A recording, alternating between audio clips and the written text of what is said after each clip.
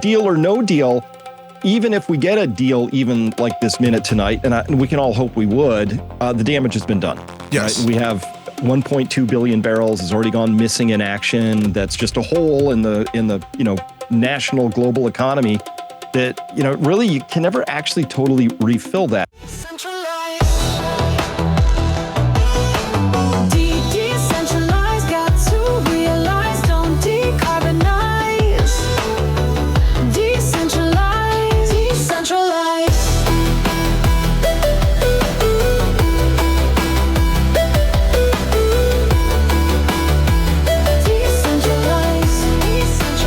Welcome to today's episode of Decentralized TV here on brightvideos.com. And I'm Mike Adams, of course, and you may have noticed this Apple II computer here. We're going to talk about that later. Let me bring in my co-host, Todd Pittner. Welcome, Todd, to the show today. Boy, we got a great show lined up. We have a great show, and we have a great setup, Mike, for when the guest appears, for me to have beard envy. Mike, Beard I've never envy? been able to, Oh, is that I've what's never going on been today? able to grow a great beard like this guest has. Really? Mike. But you've tried? I've tried, and it was an utter failure. Oh, okay. All right. Yeah. Know thy lane, Mike. Well, you could always revert to the mullet wig that you own. Yes, I can. Just turn it Just in upside case. down. Yeah, exactly. All right, well, let's bring in our guest because we need every minute with him. It's Dr. Yes. Chris Martenson from, he's the founder of peakprosperity.com, and he joins us today to talk about the energy crisis and so much more. Welcome, Dr. Martenson. It's just an honor to have you on the show today. Oh, thank you. It's great to be here with both of you. And by the way, this is actually a glue-on. So Perfect. Perfect. I thought, isn't that one of the particles inside atomic nuclei, a gluon? I think it is. And yeah. And this is what it looks like if you let it get too expressive. Beautiful. Okay. Beautiful. Okay, that's great. Dr. Martenson, just after the show, just send me an Amazon link where I can Fire yeah. about it. Yeah. No, I you'll got you, get the Todd. you'll get the muons, not the gluons. You'll get the muons that look right. like a cow's beard or something. Yeah. There we go. Okay. Well, all jokes aside, we are in arguably the worst energy crisis that any of us have experienced in our lifetimes. And Dr. Martenson, and I hope it's okay I call you Chris for the show. Please. You have done, as usual, an outstanding data-driven and very rational analysis of what's happening with oil. You've been sounding the alarm, and I feel like no one is listening. Is that a fair assessment? That's really fair. And it's not just me, of course. I think anybody who's familiar with oil data, and there are people who are far more familiar with it than I am, CEOs of major oil companies, they've all been sounding the alarm. I think a whole bunch of oil execs just piled into the White House saying, hey, we're about at tank bottoms here. This is really urgent. And despite that, I mean, at the time of this recording here right now, just minutes ago, Trump said, I'm going to call off the strikes, and oil, boom. Oh, really? Got smashed for $3. Well, yeah. Okay, that's breaking news because earlier this morning he was like, we're going to bomb the snot out of them again. Yeah. And I feel like I'm living that movie Groundhog Day. Well, I was busy writing all up like what could happen tonight, and then boom, it all changed. And he said he's called off all the strikes, and there's a deal, and Whoa. and all of this and that. Are we into the 50s yet? The 50th defeat? Yeah, the 50th. Right. Or whatever, Yeah, the 50th victory. Right. So please continue, Chris. Oh, okay, I'm sorry I interrupted you. You were saying, go ahead. Well, so deal or no deal, even if we get a deal even like this minute tonight, and we can all hope we would, the damage has been done. Yes. Right? We have 1.2 billion barrels has already gone missing in action. That's just a hole in the national global economy that, really you can never actually totally refill that. And second of all, there's going to be all of this stuff we're going to have to do to get the logistics unsquirreled and to get the barnacles off the bottom of the ships and to give the tanker crews, get them some rest time because they've been stuck for too long in one spot. And the ships are all out of place, and we're going to have to restart the fields and rebuild all of the damaged infrastructure. So there's a lot that has to be done. And you're right. It's as if nothing matters and anything goes. These are the most outrageous prices for oil I can possibly imagine. I never could have predicted this, right? In 2022, we were only facing the prospective loss of 3 million barrels per day from Russian sanctions due to the Ukraine war. That was enough to spike it to 120, stuck there for about 5-6 months. Oil's just going down and down. Now, here's the problem. This is the oldest thing in the world. supply, demand, price. They all relate to each other. It's the PQ chart in economics. It's like the most durable thing ever. Price, quantity, demand, supply, price, it all fits in one spot. So well, demand is too high. And you're absolutely right, because the high price is a signal for people to use less. Yes. Whoa, my Apple II just... Did it yell at you? It just made weird electronic sounds. I'm pulling the plug. Hold on. that was not good. Oh my God, it's actually smoking. Hold on a second. Oh. When you mentioned energy supply, I heard something fry in there. Can you unplug this thing just in case? I think this is now a fire hazard, and it smells like something just fried. Okay, real-time effects here. Wow, that has to become a clip, Mike. I've never seen you move so fast. No, can you unplug it though from the base plug? Because I don't know what's going to happen next. I am in close proximity to this weapon of mass computational destruction here. I'm sorry about the interruption. So, can you smell it? Well, by the way, can you smell it? Something fried in there, man. Wow. Does it smell like plastic or electronics? Yeah, it smells like electronics went up. Yeah. I totally smell it. Well, something fried that didn't affect the screen, huh? Okay. Well, I'm sorry about that. But okay, so a high price sends a signal to people to use less diesel. Sure. But what's happening instead is that an artificially low price is encouraging people to consume the diesel that's running out, correct? Yep. And the jet fuel and the gasoline and everything else. So the price is just too low, which means demand is high. And everybody out there, you see Jeff Curry, he's a Carlisle, commodity guy, knows the oil markets inside and out. Everybody in the whole oil space, I wish I could just really emphasize this. Everybody who's familiar with it says, wow, the price is way too low right now. So that's keeping demand here and supply is here. And so how are we filling the gap? Well, to make it look better, the United States is busy eating into our strategic reserves, also our commercial reserves. Other countries are doing the same. And that's the ticking clock in this story. So we're just chewing into our oil supplies. And if that goes on long enough, you actually run into a supply shortfall. And you know how this is going to go. This is going to be like normally prices rise, right? And then I've got a marginal business and I'm selling tchotchke and it's not really worth the shipping cost. So I decide I can't afford to do that. But higher value things stay on the vine in your economy. What happens now is price and demand and supply, it's all like a mess. And we're going to run into tank shortages. It's going to be COVID all over again. You're going to have some bureaucrat in California going, well, you get diesel, but you don't. But that's a friend of mine. And that person is essential. It's going to be a hot mess, right? And prediction, one does not simply go forth and start monkeying with energy because energy is the master resource. It's how the whole of our economy moves, organizes, and gets stuff done.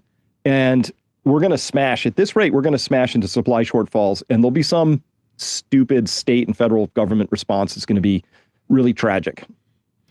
Wow. Absolutely. That's what's coming. Yeah, Todd.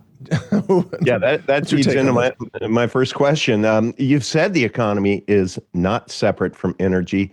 The economy is a subset of energy. So why is it that why is it, let me rephrase, that it's such a difficult truth for economists and politicians to actually absorb, Chris? Well, I think Upton Sinclair nailed it, the author, when he said, never expect the man to understand something if his salary requires him not to. Good point. So for most economists, all dogmatic economists, right? They're in the key dogma of mainstream economic thinking, right? What are they about? Well, it's perpetual growth. Once you start to encounter this idea that energy is like a limiting and even if limited thing, right? As it's currently configured in our economy, then you have to confront the idea that all of your economic models are broken. None of them work. All of them have perpetual growth forever and ever, right? 3% economic growth forever. And of course, it's an impossibility. It's a physical impossibility. It can't happen. That's fine. Politicians don't want to encounter this idea either because politicians are look, Todd, they're totally feasting on getting money from the banks and the banking system primarily. Some of it laundered through pharma companies, but mostly that funnels back and funds their reelection campaigns. They don't want to talk about uncomfortable truths like, wow, we may be forced for no good reason except our bad decisions to have to suddenly live within our means or make difficult decisions. So Chris, if affordable energy growth slows, or let's say it even reverses, what breaks first? Markets, government promises, supply chains, or household budgets? I'm going to go on what I've seen. I don't make predictions about the future. I just say I'm going to tell you what just happened, and it's probably the most likely thing. So Okay. here's what they're going to do. They're going to attempt to paper it over, Todd. They're going to print money. They're going to print lots of money, because in their world, money is the magic substance, and so they'll print lots of it. And we're going to see so much printing that the cut line for who can survive, when I was growing up, it used to be 30,000, and then there was 50,000, and now some people say you need 150,000 in some urban centers to just sort of like not be slipping behind. But we'll just watch that survival line just go higher and higher through the social strata, and that's what they'll do. So they'll print as much as they possibly can. But does that ever translate to the salaries that we receive, right? The income we receive? Or does that just mean that we have to get a third Uber job and a fourth Lyft job?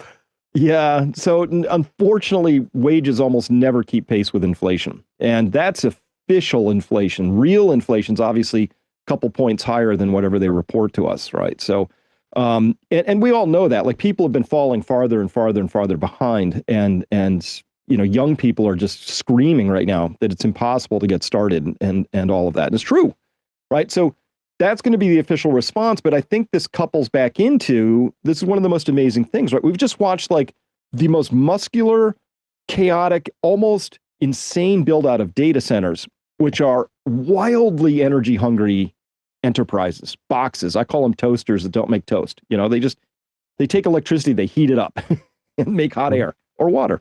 And so in the context of having to get these data centers in, we've dropped any concerns about climate change. That went away. We dropped any concerns about energy insufficiency. We're just totally muting this idea that humans, such as ourselves, are unhappy with the fact that their electricity bills have gone up by nationally 50% over the past 4 years.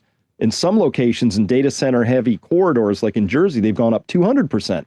Wow. So we are all subsidizing the build out and the running of these data centers, which many of us believe is like funding your own future prison, right?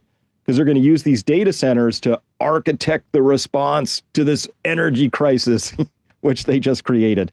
I think that's the direction we're going with this whole thing. So, Chris, you mentioned that our government perceives dollar printing or currency printing as the magic substance that they think can solve everything. But we saw during the Ukraine-Russia war that we can't print artillery, right? Mm-hmm. we can't print interceptor missiles for Israel. We clearly cannot print hydrocarbons. But our economic and political leaders think that we can paper over everything. But hard shortages or scarcity are coming, and I'd like you to talk about the fact, and you've covered this many times, the U.S. needs to import, I believe, 6.5 million barrels of oil per day to feed the refineries. California has shut down over the last couple of years most of its refineries or converted them over to biofuels, for example. And California has shut down virtually all of its pipelines in or out of the state, so it's not going to be able to import fuels into California from other states. And I'm talking about post-refining fuels like jet fuel, for example. What's the actual physical situation going to look like here as we move into August or September or beyond? So it's got a lot of moving parts. It's a great question. California, if we just dissect that real quickly, Mike, is a special case. Self-inflicted wounds. We could almost say Germany and California should be sister countries to each other, because they've both done some really boneheaded things in terms of really just hamstringing themselves for what's coming. And it was obvious that they were doing this. So in California's case, right, they've really limited the ability to drill for oil. In their oil production, their state has just been declining steadily for decades. It's pretty negligible at this point in time. It could be a lot more robust. Also, they've shut down the refineries. We saw a famous case just last year where a big refinery up in the Frisco area just bailed and said, we just can't do this for regulatory abuses that were happening, right? It was just nonstop. Was that the Phillips 66 refinery? Yeah. Is that what that was? Just constant harassment, right? I think it might have been in the Valero. Oh, Valero. Okay, yeah. Yeah. But they just said, look, they patently just said straight up, we're just getting harassed by your regulators. We can't do this anymore. So they shut it down. Right. Well, but remember, Chris, most of the voters in California, at least in the cities, they wanted to live in a world without hydrocarbons. So they're about to get a little taste of that. Yeah. Unfortunately, you have to have a plan if you want to get off hydrocarbons, and it's got to be subtle and sophisticated and all that. You don't just declare it and call it done, right? But in California's case, there's no pipelines going to California from, say, Texas or any other place where there's a lot of supply right now. So where does California get its supply from? Well, it gets it out of the Pacific Basin on tankers, and it's going to be in competition with all the rest of the Pacific Basin now for these items, and it's going to be pretty bad. But that's why you're going to consistently see California paying far higher prices than the rest of the country, because we're not one country. It's actually divvied up into 5 petroleum administrative, defense districts, PADDs. Right. For, I guess, military reasons. Yeah. California, PAD 5 is its own special case. That's Oregon, Washington, California, I think plus Arizona there. Anyway, they're going to really have to struggle for a while to get this sorted out. And I don't think nobody's really ready for that. And it could be shortages. Again, just try to imagine what happens when California struggles with shortages and how elegantly they're going to manage that with their amazing bureaucracy. It's going to be a sight to behold.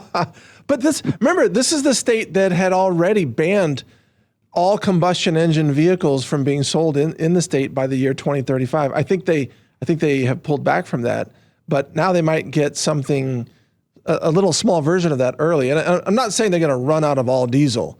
It's just going to be extremely pricey to encourage other sources to come in and other tankers to roll in. I mean, you're going to pay for it's almost going to be like a black market price for diesel is where this is going. Yeah. In my take. Yeah. And I think that more generally across the United States, we're going to also start to see real shortages start to rise. So we have 2 main stockpiles out there. One is commercial inventory. So let's say you're a big refiner, you're right on the Gulf Coast. There's all these big tanks outside your refinery, and you've got different grades of oil in there, and you blend them and you run them through your system. All those commercial inventories were actually reasonably well stocked up right before the war started. And those are mostly drawn down to what we'd call the lower end of the 5-year range. Not bad, but not very robust at this point. And then the other big supply, of course, is our strategic petroleum reserve, which should be called the strategic political reserve because Biden ran it down, to try and get reelected in 22, right? And left us hanging, and Trump forgot to fill it up all that much. And now we're hitting that really hard. And that's sitting at about 350 million barrels right now. It's a complicated tale. There's 4 big areas where there's 4 sites, dozens of little salt caverns all in there that are filled with either a medium grade or what's called a light sweet. And the medium's what's getting tanked really hard because that's what our refiners need. We don't want any of that light sweet stuff. That's what we produce a lot of from our shale space, tons of it. And we ship that up to the rest of the world. So we do bring in 6.3 million barrels a day of heavy stuff. We like that stuff. We ship out about 4 million barrels a day of the light stuff.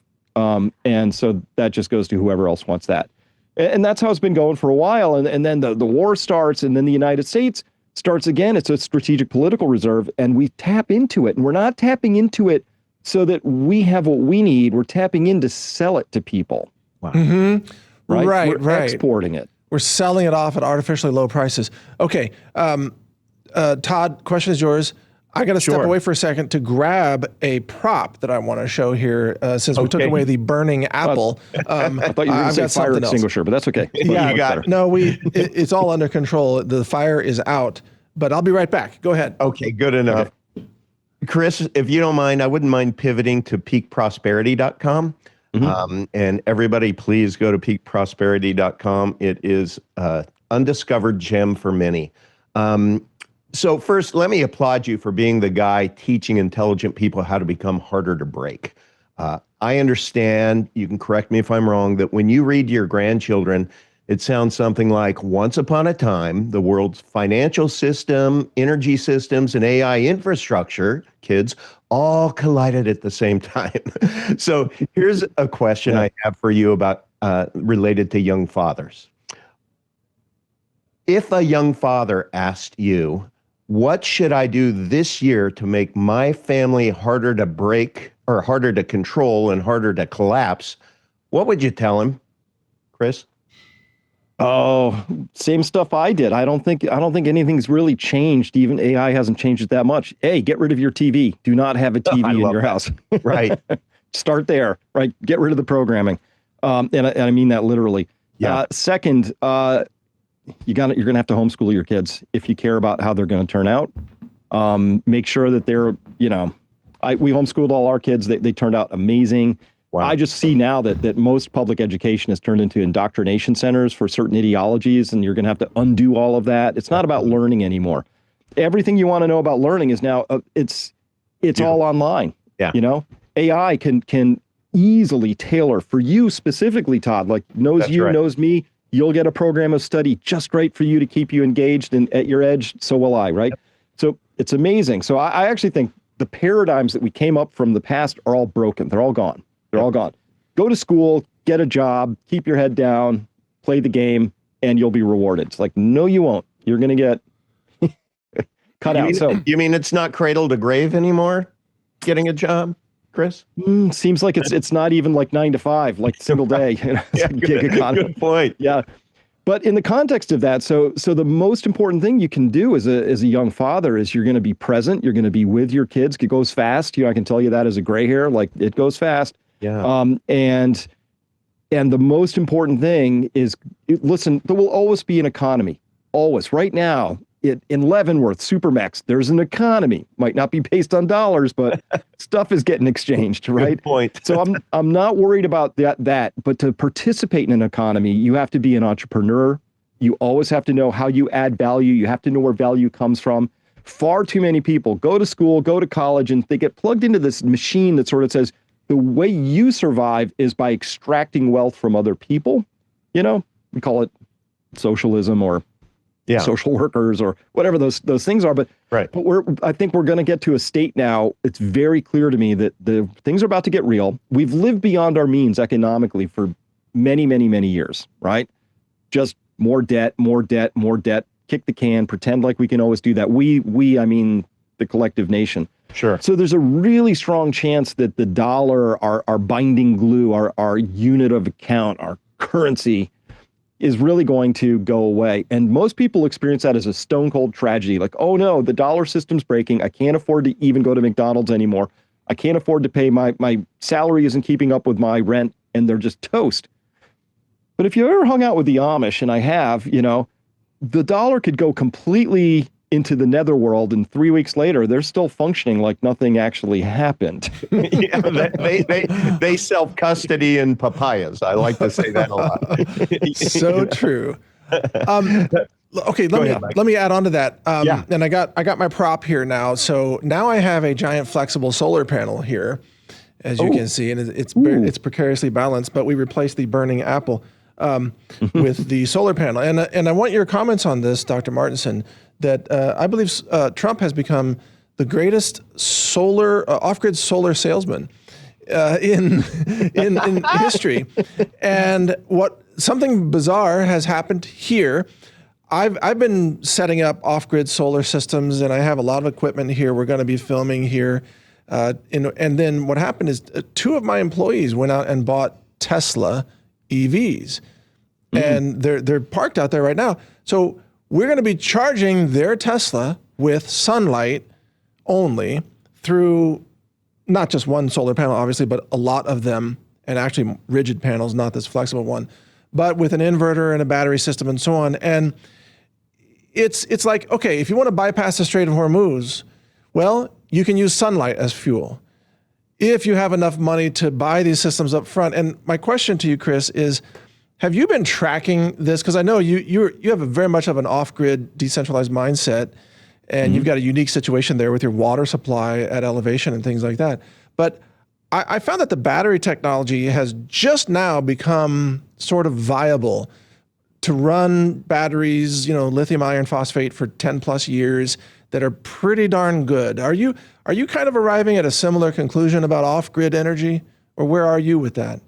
So within the first month of the Iran war starting, I sort of looked at everything, and I bought an electric car, first time ever. I ended up getting a Kia EV6. Okay. 'Cause it was only 23,000. They were giving them away used, right? I bought this used thing with only 22,000 miles on it. Most amazing car I've ever bought. 650 horsepower, 585 foot-pounds of torque. Like, I did not know I was going to enjoy this that much, but I am.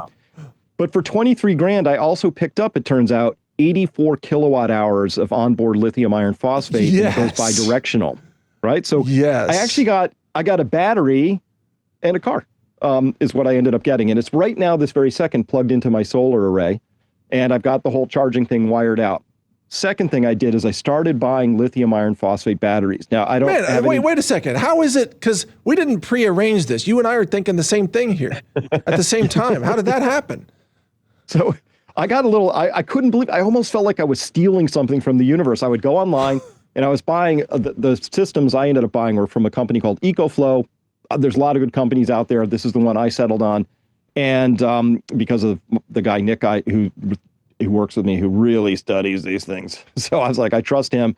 And I ended up picking up another 72 kilowatt hours of lithium iron phosphates. And one of them is now wired into, so I have 4 freezers and we have 2 cows coming off the field next week. So that all the freezers are going to be full, and I can't trust our electrical grid. So all of those freezers plug into the battery pack, and then the battery pack plugs into the grid. So it's just sort of looping through. But if the grid ever goes down, I'll get my warnings and I'll be able to run those for at least a week on that. Right. And then I got a whole bunch of, like that solar panel you have, I've got a bunch of other solar panels so that in a pinch, I can just lay them out on the lawn or start erecting other things. But I couldn't believe this. I found places near me, I'm in Massachusetts, where they were old solar projects that didn't work out. I bought brand new whole pallets of solar panels. Whole panels. I got these big 550 watt ones, $88 a panel. Oh my gosh. Yeah. So I was like, and then I overbought. I bought way too many, right? Because I couldn't possibly use them all. But I know some people in my community eventually may want to have access to them. So I went on Temu and I found these little charge controllers. So at a minimum, you could take a charge controller, plug in a single solar panel, and you've got 12 volts pouring out, right? And these are 100 amp little boxes. They were $5 a piece. Wow. So like, to be able to hand these out like little setups. Can you imagine how important that would be to somebody to get a 500 watt panel, a charge controller, and then have, they'll have decent power to be able to at least charge phones and keep the lights on if they have small batteries, things like that. The solar panels you bought, they were used, correct? A little bit? No, brand new. Those are new at that price? Mm-hmm. Wow. Okay, that's wild. But what you're pointing to here is now the sudden improvement in the affordability of off-grid power systems.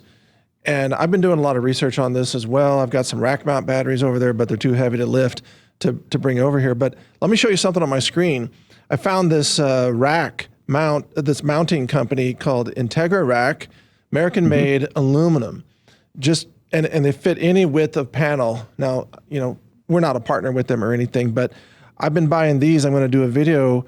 These work great for setting up panels of any size, and you can buy them at a 30-degree fixed angle or for a little bit more money, different angles. But you said laying out in the yard, that's a great, for a temporary situation. But you really want, 30-degree angle, right? Or roughly, depending on where you are. But I think for where you live, that's a very good angle for capturing most of the sun. And now it doesn't cost that much as it used to. It used to be that your batteries would, the old lead acid batteries would cost you a fortune because you have to replace them every 2 years. You can never discharge more than 50%. Those days are over. So my point is that Trump, by attacking Iran, has just changed the economics in favor of the solar industry and the EV industry. Imagine that. Yeah, no, it's Listen, and all of the people who follow me at Peak Prosperity, we were all dialed into the same thing, and we went on sort of a big splurge. And because look, energy is everything, and it's entirely possible that we're going to see electricity become spotty, or Yes. we're overloading our grid right now. I can't even believe we're doing this. Like, even the NERC is putting out level 3 warnings saying we can't afford to put more data centers on the grid right now. We just don't have the capacity, and we're putting them in anyway. So, and I know that if they, there'll become a day when you're going to read the headline that says Cincinnati had 6 hours of brownouts, but the data centers nearby, because, they can't be shut off. And you're on the Eastern Grid, aren't you? Yes.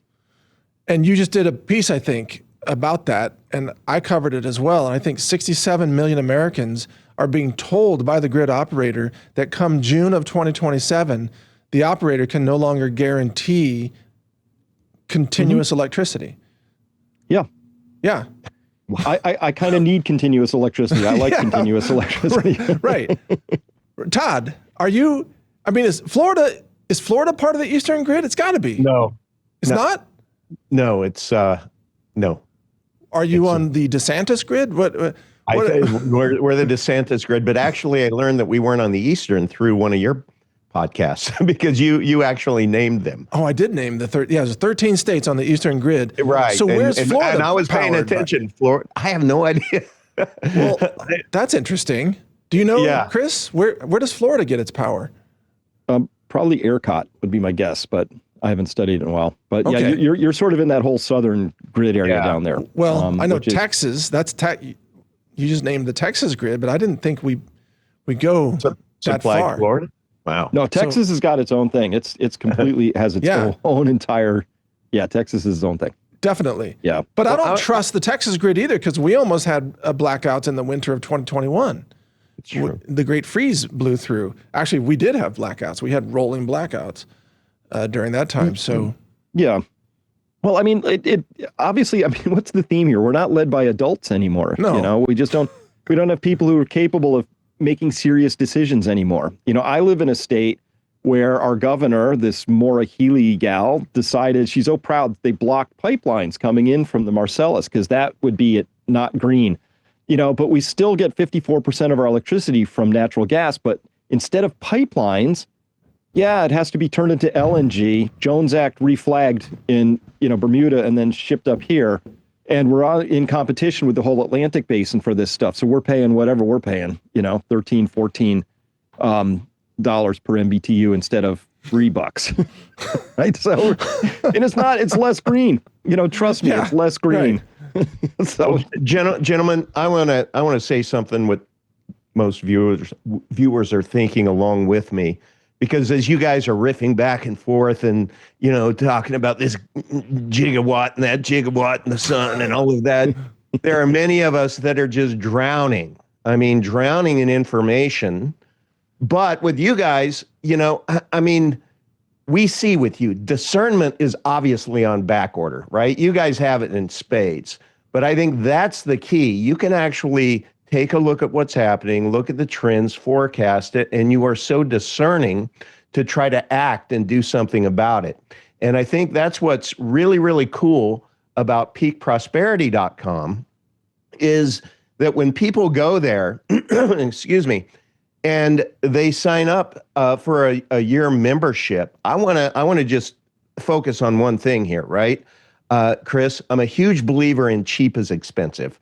Thus, when I see Peak Prosperity charges $999 a year for insiders, I don't flinch. Instead, I'm interested in the value of and the return on my investment. So, Chris, for somebody hearing about it for the first time, what are people really buying at peakprosperity.com? Information, interpretation, community, early warning, or personal resilience, all of the above? It's all of the above. I say, and thank you for that very, very kind intro there. Come for Chris, but stay for the community. We've got a really amazing community of people behind the scenes. So any question you have, we have an answer for you. But here's my approach to all of this, Todd, is information without action is anxiety producing. Ooh. So don't even bother. If you're just going to consume information and not do anything with it, well, I'm not your guy. I'm always saying, here's what I'm seeing and here's what we can do about it. There has to be a response to that. And the response to me is always, I want you to be more resilient. I want you to be more, unbreakable.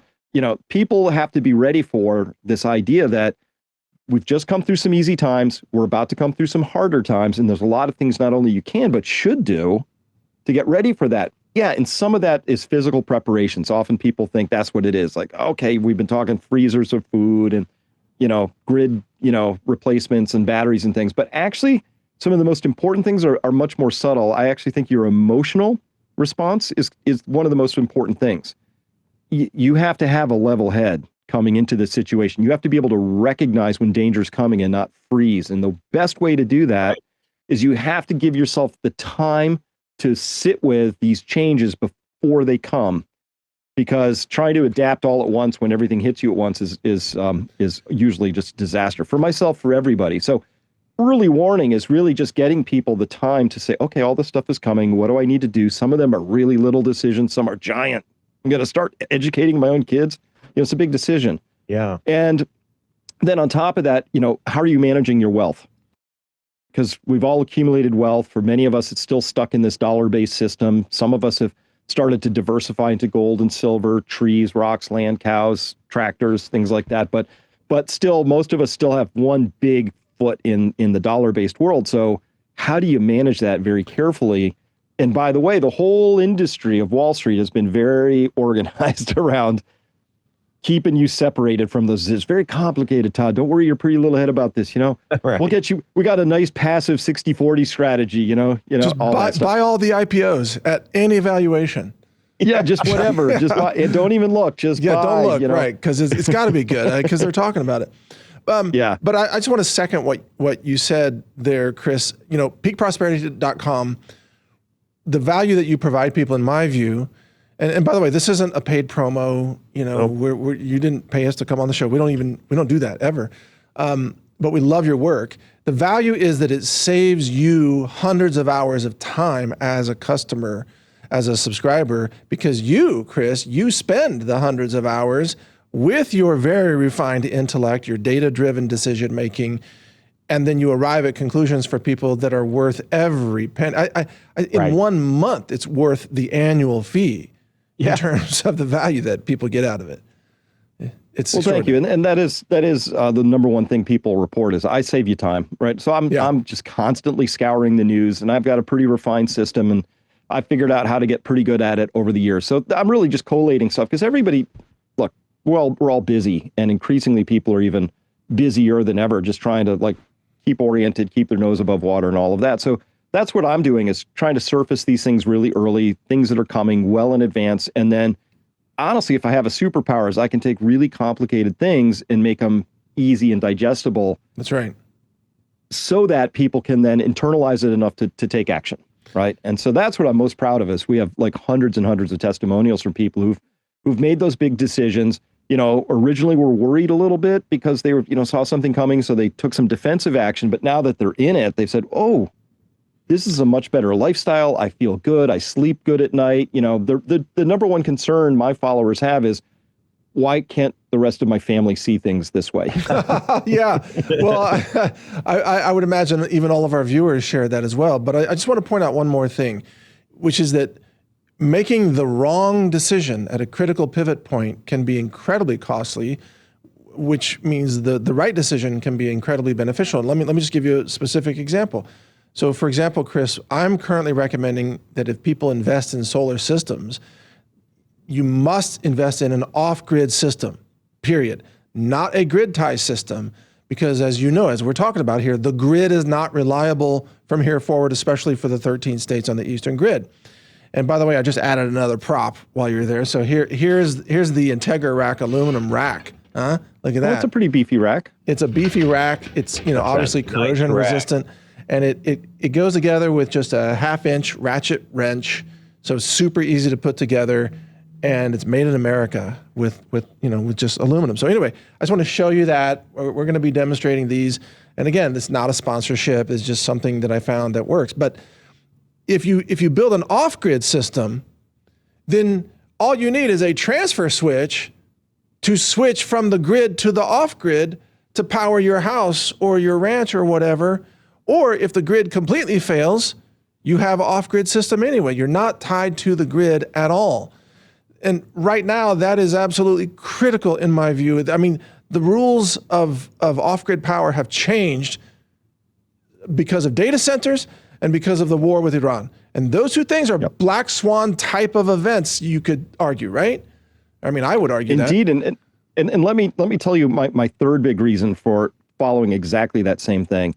And it's that right now, pretty much 100% of your lithium iron phosphate batteries are coming out of China. True. And China does a great job. Their manufacturing is unbelievable. But I can easily foresee a situation where the United States and China get into a sort of a spat with each other, or China decides that we're a mad dog and they don't want to do trade with us anymore, or pick a reason. If trade breaks down with China and they decide not to or withhold those batteries from us, we don't have domestic manufacturing that could even remotely keep track of that, right? And then people will be scrambling. Right now they're cheap, but I could foresee them becoming not just expensive, but impossible to get under future scenarios. So since, I take my lithium batteries and I make sure that they never charge over 90 and I don't draw them down below 30, right, they'll go, I bet you, 20 years. Absolutely. Especially if your charge rate is slow, which I imagine it is. And your discharge rates are relatively slow. So yeah, you'll get 20 years out of them. Mm-hmm. So Todd, you have a grid tie system, don't you? You got to change it over to off grid, man. I do have a grid tie system, and my off grid is it pivots to my 2 huge tanks of propane. Thank you.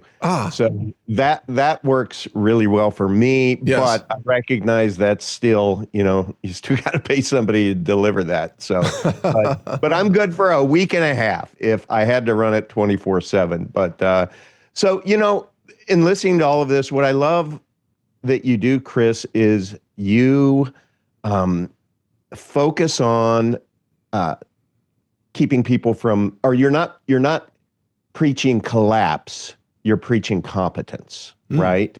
And good way to say that. Yeah, and I think that I submit that freedom without a backup plan, let's face it, is mostly just a bumper sticker. So would you agree that a centralized society that trains dependence or collapse, while a decentralized society teaches competence? Don't you think that this show is all about decentralization? Isn't that almost the same thing when you really dig into it? That's a great way to put it. I've been talking about building up buffers. It's like I'm not going to become my own one-man island able to persist forever, but when things get a little sideways or pear-shaped, I'll have buffers, right? I'll have wealth buffers, food buffers, water buffers, all these buffers. It just gives me options and time and all that. So I look at it that way.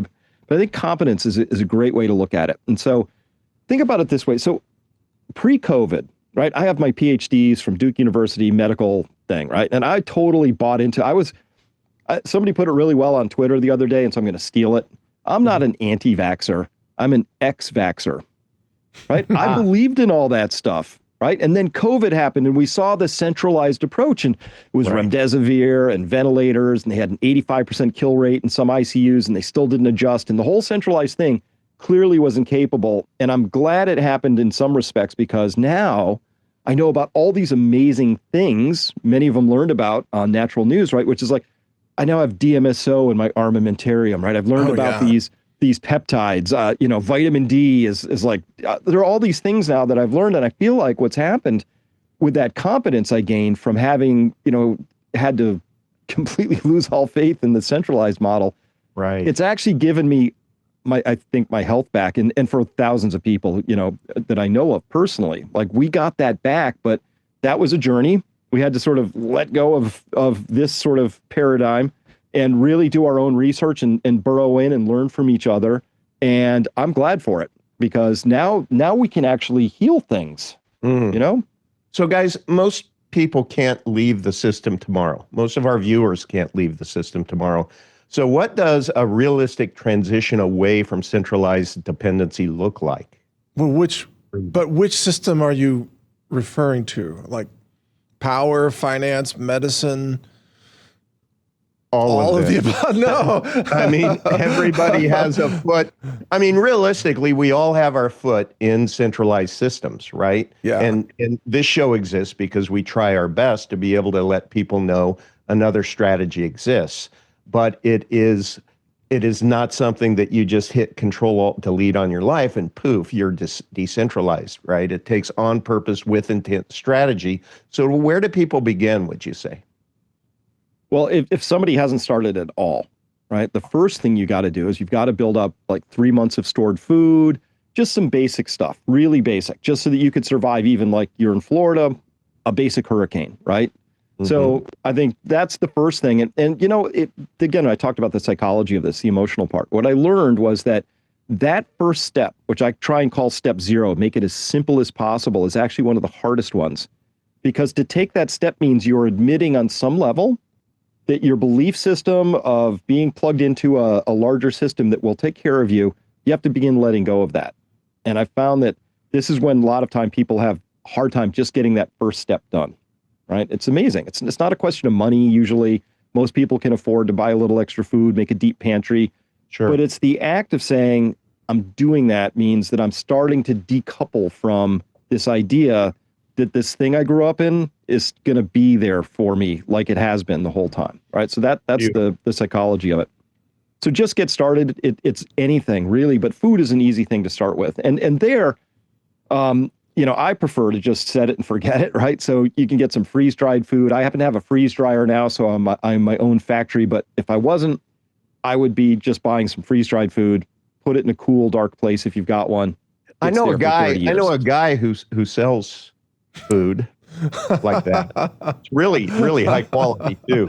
Mike, are you familiar? Yeah, I've heard of that. All lab tested. You know, Chris, if you ever come to Texas, you got to tour my lab because you would just have a blast. I mean, it's really amazing. Because we built a whole new lab facility, I don't know, a year and a half ago or so. And since then, we've added more mass spec instruments for dioxin testing and so on. I would love to see that. You know, I spent 5.5 years of my life in a lab, so I'm kind of a bit of a lab jock. Well, yeah, once upon a time, a great time. I love that. Also, I want to mention too that this is a really practical step for people, and Dr. Martenson has donated a very substantial set of his articles to be used as index content, like part of the answers for our website, brightanswers.ai. And so if you go to brightanswers.ai soon, I haven't actually activated your content in the index yet, although I've done all the normalization and cleanup of it. As you know, we've worked with your guy on that. But as soon as I get it in the index, which is coming shortly, it will start citing you know, your article title and your name as it's building the answer to someone's question. You'll be cited along with all of the other sources that we have. And I just want to thank you, Chris, for you know, trusting me and donating your knowledge to part of the research set. And I want to thank you for going through the work. I mean, gosh, what a gift to actually index all of that. Unbelievable. Yeah, honor's all mine. And I do believe that it's just what you're doing is absolutely the right answer here. So we're going to leverage AI. It's a tool that can be used for good or bad, like any tool. But the good is going to be using it to actually get real information out to people in a searchable way. I'm astonished at how powerful AI can be if it's used properly. And this is a proper use here. Yeah, isn't that true that, you know, every tool we're talking about here, in the hands of a centralized regime that has no maturity or intelligence, it can be a weapon, like AI can be a weapon of mass surveillance. But AI can also be an incredible tool for off-grid living, for self-education. And it's just a question of how we choose to use these tools, and also the self-custody aspect. So if we run local AI, I know you're working on this, Chris, as well. If we run local AI, we are now in control. We're not subject to the censorship and guardrails and control systems of centralized governments, are we? No, and that's going to be the best part. I do think, you know, information really is power. And so we can see the battle lines shaping up. So out there, like X actually was my number one source for news, and it kind of still is. But about 3 months ago, it turned to shite. It went bad all of a sudden. That whatever algo, they just started swamping my feed with garbage, right? And I found it very hard to sort of parse through and pick through. And now I have to spend a lot more time doing what I do. I call myself, I'm an information scout. So I'm reading everywhere, and X used to be really important, but I feel like that was an example of where they have some AI algorithms out there now that are just farming engagement. It's the kindest I can be. I guess they're just trying to figure out how to keep me engaged. But really what they've done is they flooded the zone with so much stuff. It gets almost impossible to find the good stuff anymore, Yeah. So absolutely. Well, that's totally true. But go ahead, Todd. I know you're. Yeah, Chris, this is going to be a fun question. If you were made dictator of America for 24 hours, what's the first thing you would do? Chris Martenson, doctor. Would my decision stick? Yeah. Oh, all right. Well, we're gonna put $1 trillion into small modular nuclear reactors, and we're gonna be progressing the thorium fuel cycle, and we're gonna get that going. There we go. Fast as possible. Boom. I agree with that. That's got to happen. Great answer. We need infrastructure in this country. We need infrastructure. Absolutely. What would you do for education, Chris? Because obviously we are living in a society that lacks competence in many areas, like numbers, integers, just integers. Yeah. So I'm a huge believer in education, but not how it's currently practiced in this country. If you had to snap your fingers, I say, well, just follow what Finland's been doing, because they don't, I think, have homework till they're 15. The kids play outside as much as possible, till as old as possible. I think that we all learn on our own anyway, right? And so what we desperately need are kids off the screens. We need them back out there with getting dirt under their fingernails, figuring out that gravity's real, banging your thumb with a hammer hurts. We just need people who are in their bodies again, starting to integrate what we are as a species, right? And I believe that everybody needs to figure out how they can begin to connect dots. Knowledge is one thing, but to be educated means you can connect the dots across things. You see how music and art and math and science all begin to connect. They're actually all one study, but with some different overlaps. So that's what I would say is we have to completely overhaul our education system. And by the way, I've already seen the experiments. They've started to run it, where they take some kids, I think in Austin, and they put them into an AI learning environment. So each kid is getting individually tailored. And within 3 months, they blew the doors off of all of the testing and all the stuff where you might say, okay, these kids are learning. So I actually think the entire study of education is completely, we got this Prussian model from the 1800s as if we're still getting kids ready for factories, and that's so not the world that we're in anymore. So if I could, I'd snap my fingers and say, we got to get our education system dialed in to create the people who we need for the future that's coming, not the past that was. And this is a really big deal. And I know people are going to fight it hard, but the current system of education we have is already dead. So the first book that you would get your grandchild would simply be titled "Life's Tough. Get a Helmet." Right. Get outside, skin your knees, play. Back gravity. Back it's to the gravity. No, there is. It's you wear a helmet and you call it actual reality, and you just run around the world and bang yourself up a little bit. Exactly. Yeah. Exactly. Actual reality. Yeah. I'm living in actual reality. This morning before I came here, I was sweeping the hay out of my barn that I adopted a couple of dwarf goats, and they decided to first eat away the structure of the large square bales. These are the big square bales, to destroy them, where I can't move them around with my forks on my skid steer anymore. And then they decided to poop and pee on the hay that they distributed. That's goats, yeah. And then they were also trying to eat the wooden spool for my solar wire, just the wood. And you're eating the wood off the spool? Yes, we're goats. That's what we do. Goats. Note to self. Don't get Well, it. and I did take your advice. I did end up getting the Kubota excavator. Nice. Nice. Yes. How much do you love that, huh? I love it more than I thought I was going to love it. And I knew I was going to love it. Did you have a thumb actuator on your bucket? Yeah. Okay. Yep. That's amazing. That Kubota excavator never fails to start. They always start. They always start. I split the difference. I went with the 057, which is, halfway between the 80 and the 40, right? Oh, that's a great size.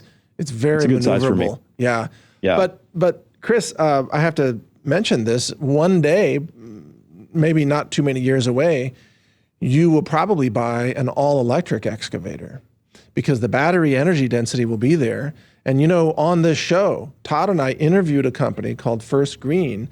They're out of Czechoslovakia, or the Czech Republic, and they make the world's only all-electric skid steers. They make them now. With batteries or big old extension cords? Yeah, with lithium iron phosphate, but they still have the old lead acid option if really high heat is a concern. But they make those right now, and I think a lot of our farm equipment is going to go electric in the years ahead. What are your thoughts on that? Well, so maybe on a hobby farm, kind of like mine, but if I had 1,000 acres, you have to do all 1,000 acres, and you can't go for a 12-hour recharge time or, so certain circumstances I could see it, but for big industrial applications, I'm not positive about that. No, I agree with you. No, the energy density of diesel is extraordinary. But I mean for like off-grid living people, hobby farms, small ranches, things like that. Yep. So one of my favorite things is just, I got a Honda side-by-side to just get around the property.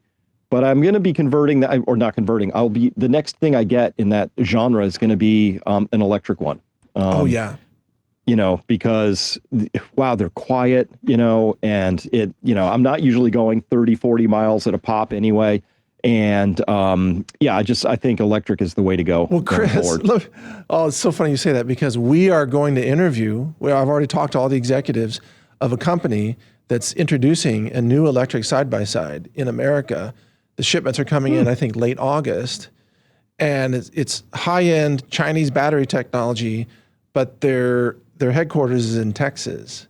So I'll introduce you to that company. All right, and they have a crew. They have a crew with the compartment in the back, like a truck bed, plus 2 rows for seating, and it's all electric.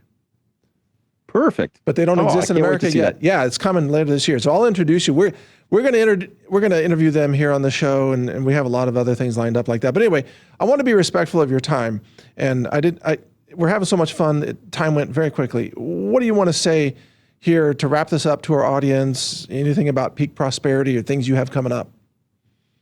Well, it's just a general warning, which is that right now the leadership, such as it is, of our country is leading us right down to a path which it's just going to end very badly at this point in time, right? And they're going to print too much money, and we're going to ignore the oil issue until it sort of bites us. We're ruining our reputation globally and all this stuff. So everybody needs to be aware this is a huge pivot point. It's coming. I don't see any way to avoid it at this particular point in time. We can make it a little bit less bad, but every day that we carry on pretending as if this is not a problem, the problem just compounds.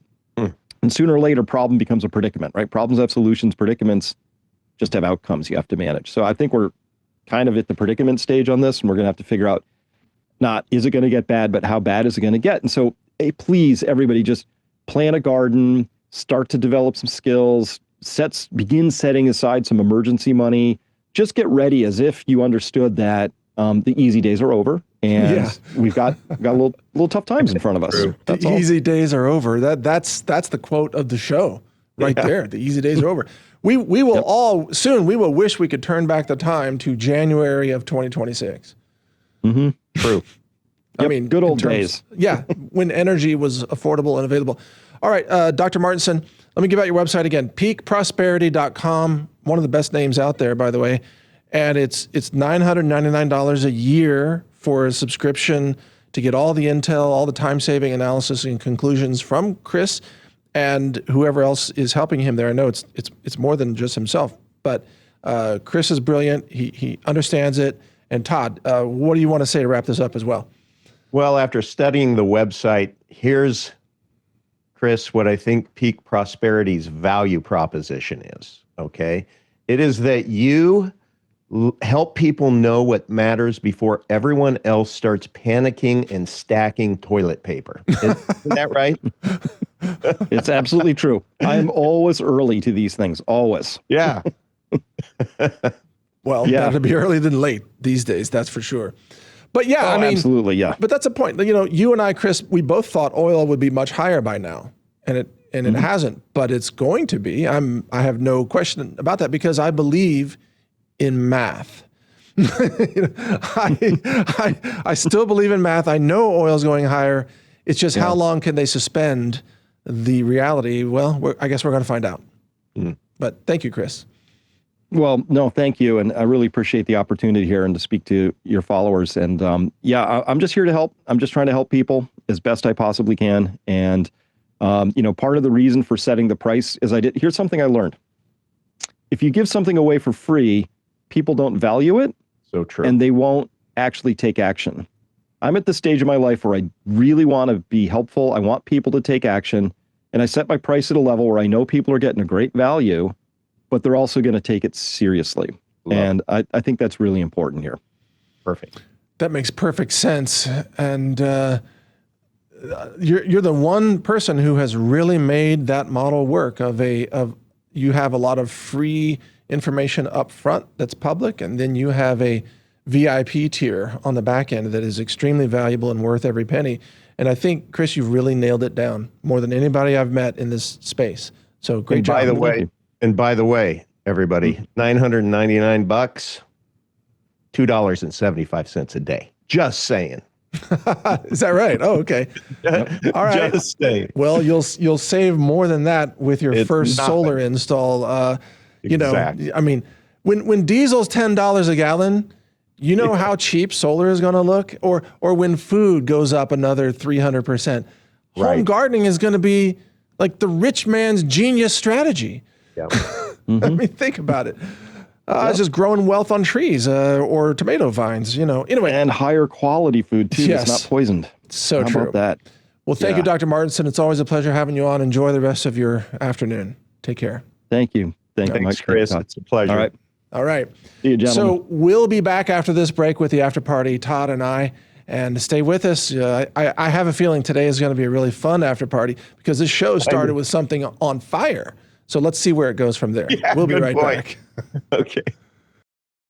Join the official discussion channel for this show on Telegram at t.me/decentralizedtv, where you can ask questions or offer suggestions of who we should interview next. Also be sure to subscribe to the email newsletter on decentralized.tv, where you'll be alerted about 1 day in advance of each new upcoming episode, before it gets published. On decentralized.tv, you'll also find links to our video channels and social media channels across all platforms, including Brighteon, Rumble, BitChute, Twitter, Truth Social, and more. Check it all out at decentralized.tv. Okay, welcome back to this is the after party now. So Todd, hey, man, that hour went by so fast. I can't even believe it. I have fun talking to Chris. It did. Every once in a while, during these interviews, I will look to my left and look what the time is. And I realized I looked to the left and we were an hour in. I know. I couldn't believe it. No, he's a great guest. He's just a good dude. You can just tell, right? Yeah. I mean, authentic. He's very authentic. And it's also, to me, it's very valuable to watch Chris, and because very often he comes to the same conclusions that you and I come to on the show, but through a different vector. And so it's very reinforcing of these core conclusions that we arrive at for promoting decentralized living and thriving in this world. Absolutely. Yeah, he's living it, has lived it. He's the poster child of it. And personally, I'm not a member of peakprosperity.com, but I'm going to become one. I really am, just because I'm like, man, it's just a prayer answered, really. I mean, I'm working really hard in my own life, on my own property and everything, to just be more and more decentralized. And if there's a way that I can cheat code this a little bit, just because of experience, to where he can just give the solution, say, here it is, use it or not. But man, if that saves me from a mistake, and you nailed it earlier, I mean, our mistakes that we make because we think we're smarter than we are, and we did our own research, you can buy the wrong thing that's just going to set you back for a long time. You're just going to have a paperweight or whatever, right? And it seems to me like he is kid tested, Dr. Martenson approved it, and that's good enough for me. Anything that you test and you approve, Mike, I'm all in, and same with him. So I'm going to become the next member over the weekend. Okay. All right. Well, very cool to hear. Let me show you something else. Today is, I guess, prop day on my desk on the show. So I'm going to show you something else that I am testing. Now, I'm not endorsing this product at the moment yet. Okay. But this is what I have acquired for scaling up a solar system beyond the normal power station. So go ahead and show that view here of this. This is an InterRamp rack-mounted battery. And to turn it on, you have to give the finger to the power grid right here, there. Oh my God! That's how you turn. Wait, do that again. I did not know that you hired Fu Koff to be your hand model. Yeah, Master Fu Koff is also going into solar. Gracious. Yeah. Wow. Give him my best, will you? I know. Yeah, I know. He has a great hand for this kind. He can also press other buttons. Yeah. Okay. Anyway, this is 51.2 volt. 5 kilowatt hour rack mounted battery. It weighs about 100 pounds. And this is actually a relatively new brand. And again, I'm not endorsing this brand yet. Maybe I will if it works well. But the reason that I got this battery is because it has much higher heat tolerance. Okay. So I can mount it in Texas. I can mount it in a rack that's either in a barn or a shed. And this will handle charge-discharge cycles with about 15 degrees Fahrenheit higher heat than the older lithium iron phosphate batteries. Wow. Because, you don't want like self-combusting batteries. No? In your barn or wherever. Right. I'm sure the goats would really shit if that happened. It's like, what's going on? Something just blew up over here. That would be a mess. Well, that would take care of the goat problem. No, they would just be fleeing the barn left and right, bouncing and pouncing everywhere. But anyway, I want batteries that are going to handle the Texas heat. Now, the nice thing about where you live and where I live is that we both are at the kind of a latitude that is just ideal for solar. It is. And you have a ton of sunshine. I have a lot of sunshine, right? Now, not all of our listeners have that same benefit or access to the sun. Yeah. But for those who do, hey, there's a lot of solar even in Germany, and that's very far north, compared to us, right? Right. Yeah. So it still can make a lot of economic sense, especially as fuel prices are going much, much higher. Mm. Think about this, 5 kilowatt hours in this box, or a little over 5. Whereas if you buy an EV, like what Chris Martenson said, I think he said he bought a Kia, was a EV6. Is that what he said? Yeah, I think that was it. And that had, did he say how many kilowatt hours that battery has? Is like maybe 75 or 80 kilowatt hours? Yeah, it was a bunch. Okay. So that, that's equivalent to like, I don't know, 15 or more of these batteries, right? Wow. Yeah, in the car. So your car is a giant battery if it's an EV, but you can charge it from sunlight through a battery like this. And normally you would stack these in a rack. There's 5 in a rack. So one rack of this is 25 kilowatt hours, which is enough to charge up like 1/3 of your EV if these batteries are full.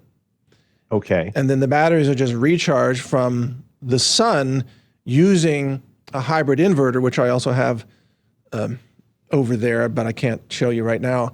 Mm-hmm. But I'm setting it up here in the studio. I'm going to be filming this and walking people through the whole setup with everything, including, I mentioned now 2 of my employees just went out and bought Tesla vehicles. Yeah. Yeah. Well, the good news, Mike, with those 5 per rack, is that what you said?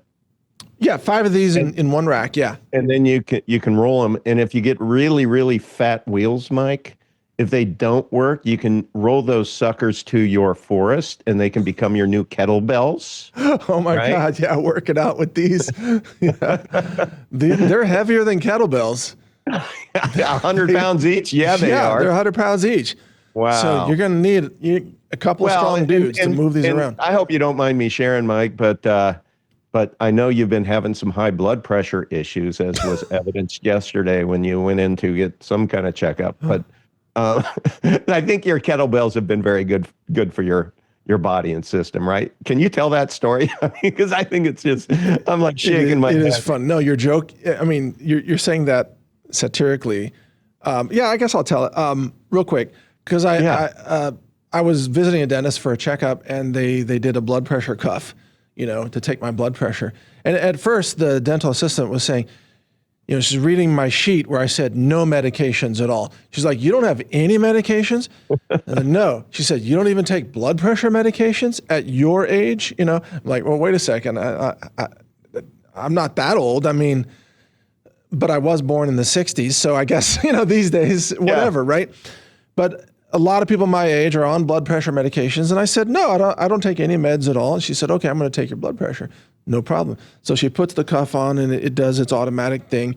And then the screen reads out. Now, I don't know how accurate these things are. It might have been off. But it comes back, it says 105/67. And Wow. she's like, oh, I guess you don't need blood pressure medications. And then I said to her, yeah, and by the way, all my dental work is orange because I drink turmeric. Yep. And that's what happens when I visit like a hygienist or something. That was like, why is all your dental work stained orange? Because this is my medicine. That's why, because I'm drinking orange herbs. Okay, that's why I don't need any pharma. So it all makes sense, actually, But a lot of dentists and dental assistants they've never seen a person my age who isn't on medications with orange teeth. Right. At least you don't have orange puffy hair and declare war on Iran. Right. I'm not orange man. I just have orange dental work. You know what I mean? Yeah. Mostly in the back. And they're mostly used to people who go in there and they just have the brown stained teeth, right, from smoking cigarettes. Oh, okay. Well, but also I should tell you this. All of my fillings, because I do have quite a number of fillings from my younger years before I got healthier about my food choice. Yep. And it was like 15 years ago, I had all the fillings replaced with gold. So actually I have gold and then turmeric gold. Like it's orange and gold. There you go. in the back. This is taking self-custody of gold to a whole new level, Mike. Yes. Now what you need to do, because I know you're continuing to stack, is you just have to replace those pearly whites with just the wrapper gold grill. A gold grill? Yeah, that might be taking it a little too far. I don't know. I'll consider that. That would be funny. Gold right up front. Yeah. Somebody more creative than me, I'm sure you can find a great headshot of Mike, and let's create the wrapper. Put the gold grill teeth right up front. Yeah. Yeah. But I love nothing more than freaking out, dentists and dental hygienists with the color of my back teeth, because that's where the turmeric goes. Right. But anyway, this is actually consistent with our whole message here, right? Yeah. And by the way, the dentist took a look. Everything's fine. You don't have any problems. You don't have fillings. I mean, you don't have cavities. And you don't have gum disease. You don't have any problem at all. And it's like, we'll see you again in a couple of years. Wow. And it had been, the last time I visited that dentist was 2024. So he's like, we'll see you in a couple of years. Because he knows, the dentist knows me. He's like, yeah, you don't eat processed food, do you? Nope. And you pretty much just like suck down a lot of like fresh berries and herbs and roots and stuff, right? Yeah. Yeah, you're not going to have any dental problems probably. Mike, I do have one little bit of curiosity about you. And if I'm going too far, just tell me.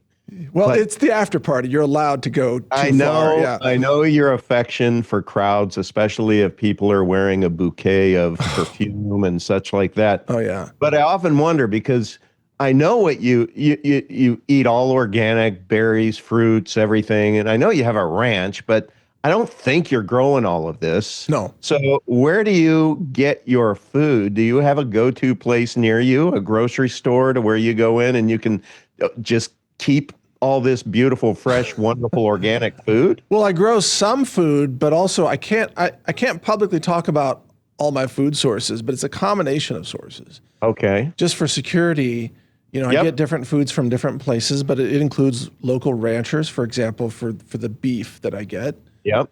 And, hamburgers, whatever. I don't buy store-bought meat because I don't trust it. But I will buy store-bought organic vegetables and things like that. But I support a number of different organizations, and some of them deliver to a community, and then you meet a truck and you get a bunch of fresh vegetables and things like that. Nice. So there's a number of different sources for doing that. And is that pretty much something that we can all do locally if we properly research? You can. Cool. Yeah, I think that's available everywhere across. I mean, would that be the farmers markets that, or are there other? Well, there are other things other than farmers markets, but there's CSAs, community supported agriculture, and there are a number of organizations. But as you know, my dream is to have the weed pulling robots doing a lot of the gardening, right? Yeah. And the thing is, I'm going to be recharging the robots with the solar power. Yes, you see, so we're going to turn sunlight into labor, and then labor into fresh, organic, local food. If you could only get the goat's destructive powers to somehow convert to energy, then you'd be gold. Oh, man. Yeah, I don't have any practical use for the goats other than the fact that their poop is pre-pelletized. Oh, there you go. So it's like the cleanest animal poop imaginable, other than maybe rabbits. That's the one thing they have going for them. Yeah. Like if goats were on dating sites, they would say clean poop. Just being honest, the poop is nice and tidy. My poop's never been dirty. Yeah, that's the goat dating site right there. Jeez. So, Mike, I did prep one question for the after party that I thought would be just so Mike, right? Oh, okay. So, and this is for Mike Radamus. Okay? Wait, I'm going to hold up. Is this a bonus? I have a bonus 5 1/4 inch floppy disk. Oh my goodness! Look at that. This came with the Apple computer that caught on fire. When you go back, you got to see your face. When it caught on fire, I've never seen you go out of picture so fast. It was just like, choop.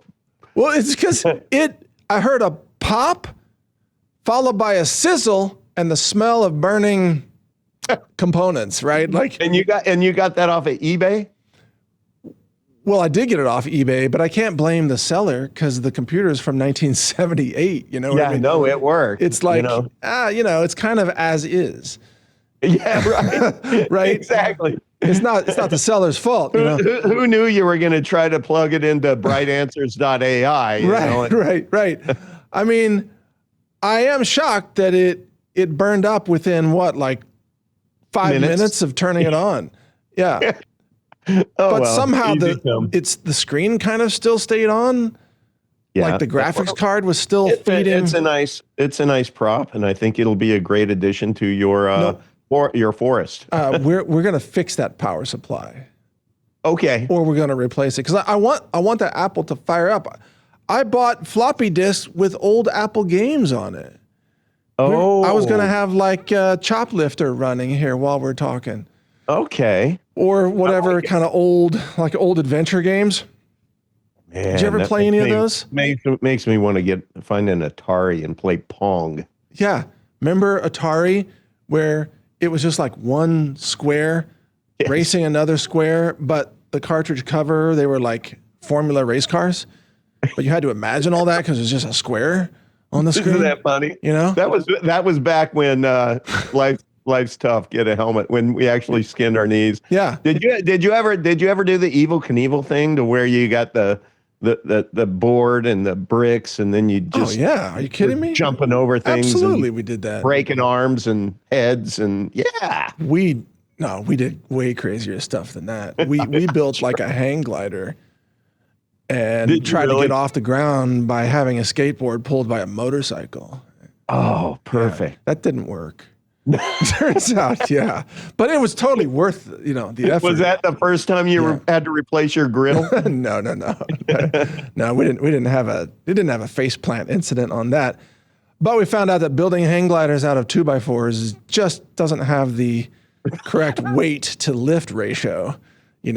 Hey, when you're 14, you don't know about the aerodynamic or the airfoil flow. You're just playing around, trying to get airborne, Mike, you should have known better that it would have worked better with 2x4s that were hammered together. Way more aerodynamic. Yeah. So Mike Radamus, question. Oh. By 2035, are Americans more self-reliant or more trapped? Oh. Well, okay. That's easy. Okay.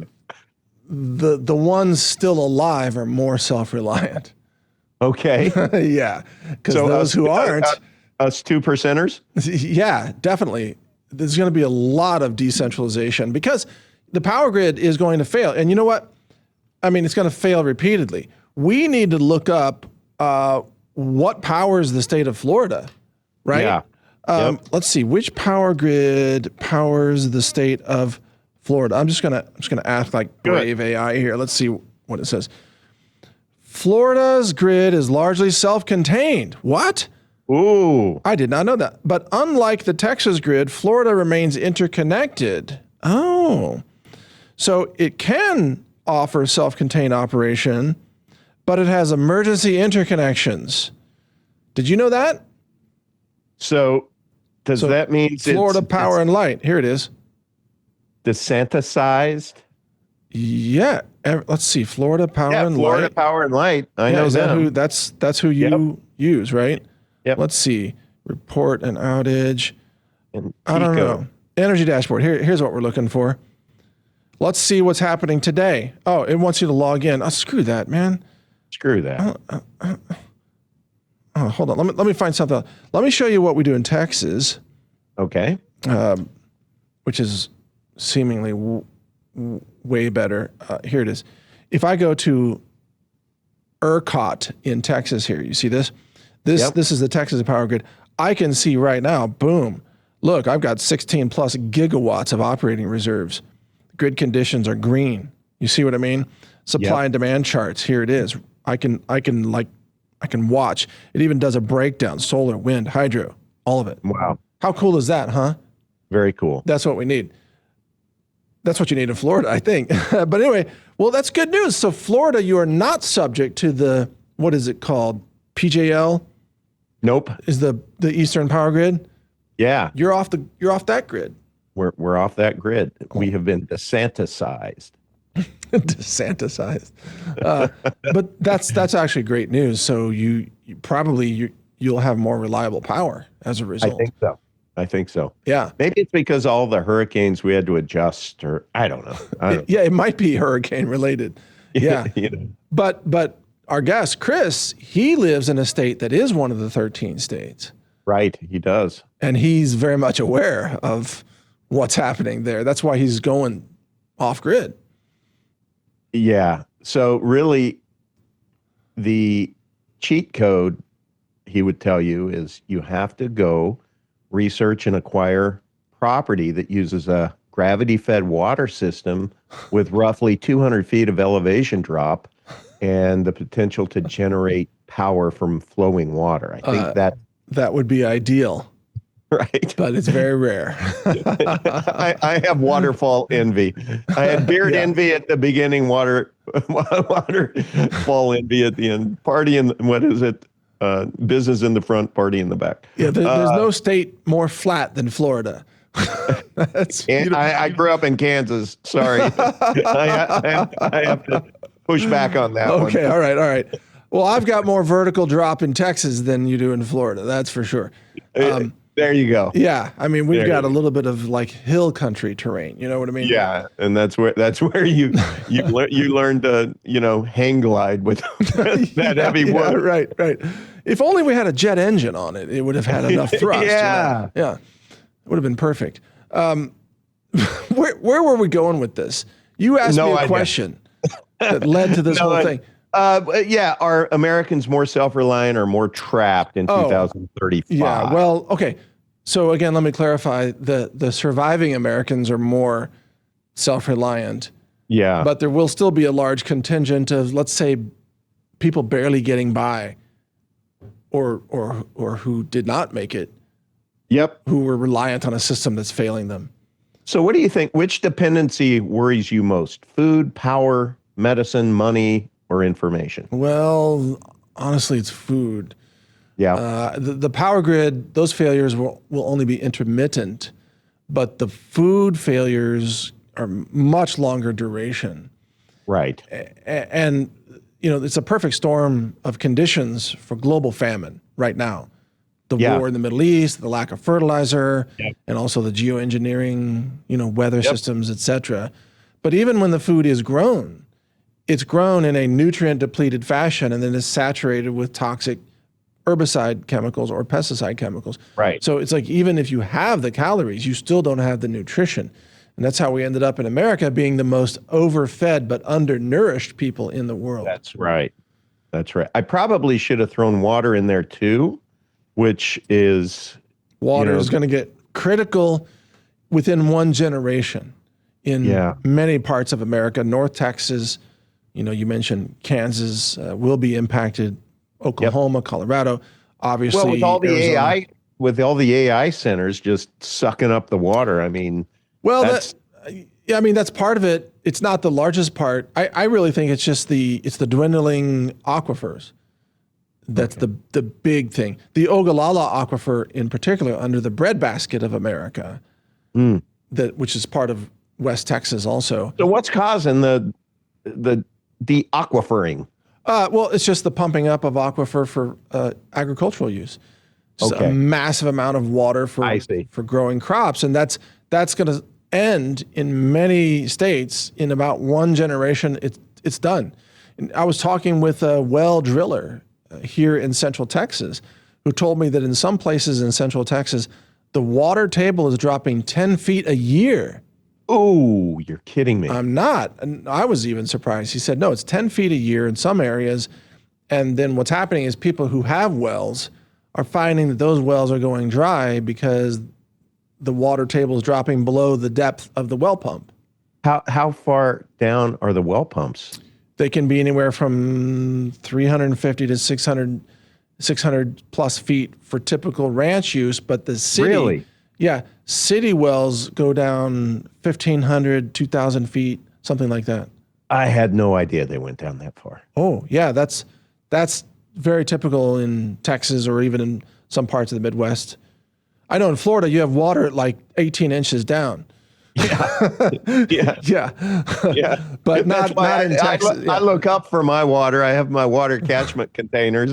That is one thing that I did for my food forest, but I'm really happy to have it. I have 1,200 gallons back there always. Oh yeah. When it rains, of course. Totally.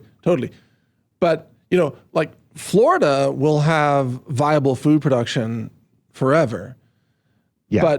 But the Midwest and those states I mentioned, or parts of the Midwest, and Texas even includes parts of Colorado and even I think Iowa is part of it. That has been, we've been using fossil water for generations of farms, and that ends in about one more generation. It's done. That's crazy. So it's going to be like a big dust bowl, basically. Ugh. Yeah. Yeah. Not good. And on a happy note. Right. Right. And then there's places like LA or Phoenix where they tried to make a city where there's just a desert. So they have to bring in all the water, and that requires enormous amounts of energy, and it requires water from some other source. Yeah, like the Colorado River that's not flowing in there anymore. Exactly. And so those water sources can dry up, and you end up, I mean, there are towns, there are lakes that are almost bone dry, I think even in Arizona. Absolutely. And there's a town in Texas, it's down near the coast, I think it's Corpus Christi, Texas, actually, I think it is, that is almost out of water. Like they're gonna have to have some kind of emergency shutoff of the water system. And this is happening in more and more cities in certain parts of the country. Yeah. So, and by the way, if you think about it, if you have solar energy, you're getting free sunlight, you can turn it into energy, you can buy a water collection device that pulls water out of the air and gives you drinking water. So if you have free energy, That's remember, a good point. Right. So we interviewed, guests about low energy nuclear reactions. Yep. And think about if you have dirt cheap energy and a means to store it and convert it, which would be like a battery system and an inverter, et cetera, then you can make water from the air. Right. So low cost energy means you can still grow some amount of food. Yep. Maybe not, you can't like spray water in the air like the farms do, but you could drip irrigate a garden. Yeah. Yeah. But it's not economical if you're paying grid rates for electricity. No. See what I mean? Yep. Yeah. Well, all I know is that people who are watching this show, when you talk about all of this, Mike, I kind of rewind in my mind. I'm checking it. I'm like, yep, we interviewed someone about that. True. Right? That is true. We should just remind the audience, go back and watch the other episodes, and they're all at decentralized.tv, and they're really rather amazing. And Mike, why don't you talk a little bit about Breaking the Chains 2026? Oh yeah, good point. This will be published, right on time. That. Yeah. So if you go to brightu.com, you can register now for our new 2026 updated docuseries called Breaking the Chains 2026. See, it even has the word updated in the title. Awesome. I requested they add that in. So anyway, this is the series that we originally filmed and released last year, but you and I, Todd, have updated it for this year with new information, new videos and so on. You want to talk about the new things that you're adding to it briefly? Yeah, as people know that I have, been a food forest guy now for 3 years, but I did something unique. I started documenting it when it was nothing but green grass back there. That's true. And it is so wild as I was assembling my own documentary, it's an hour long, to be able to share with you all through Breaking the Chains 2026.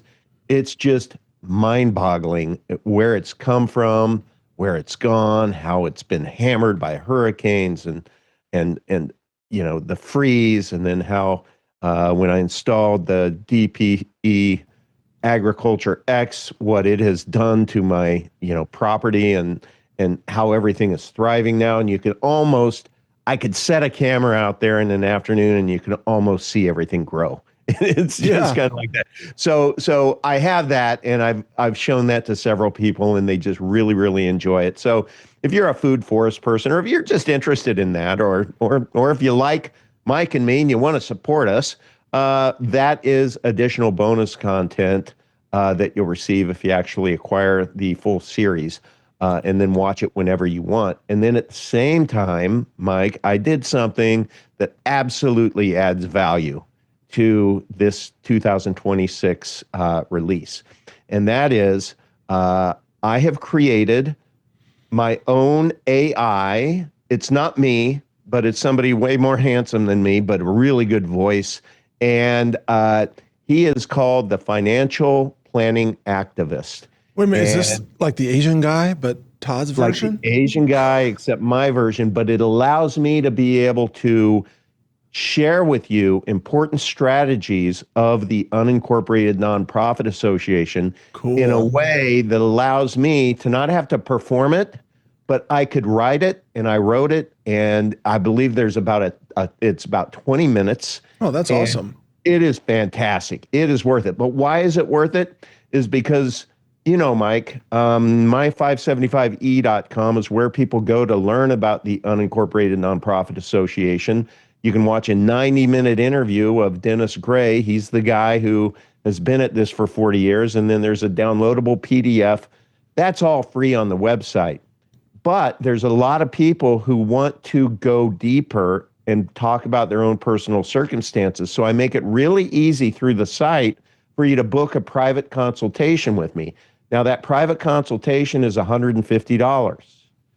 Mike, for those people who buy the series, the Breaking the Chains 2026, you're going to get this special 20-minute financial planning activist AI first release, and it talks about something that is mission critical to almost everyone who I know is watching our show, and that is if you own a home.